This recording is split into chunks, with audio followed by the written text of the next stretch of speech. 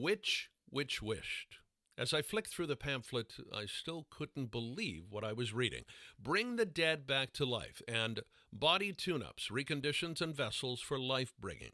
The company itself was listed under Undrella Cosmetics and Revitalization, and never had I even wasted the time looking at them before. That was until my coworker George pulled me aside and told me the secret of the success this place was having. A lady called me over to a window, and I now started getting a little nervous. Without even looking up, she called, "Name?" "Todd Lowry," I replied nervously as she searched something out of my view on the computer. "Age and occupation?" she now asked, still not having looked up at all. 40 and salesman for Mercedes." I tried to finish with a little flair so that she would be impressed, but still there was not even a glimmer of a change of expression. That was until she finished entering details. Once done, she looked at me hard. I could feel my stomach become a little uneasy as she stared, but then she spoke again.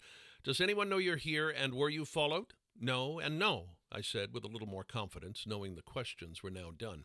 After a second of looking at her screen, she asked me to be seated and wait for my name to be called. I turned and looked around the waiting room.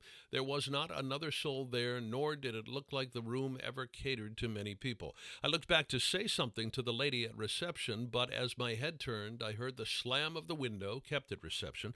So shrugging, I made my way to a seat in the back corner so I could face where the doctor should be coming out.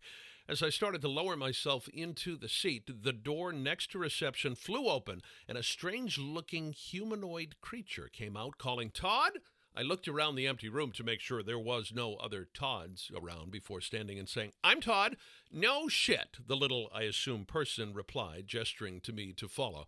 As I approached the door, I could feel a weird energy from inside.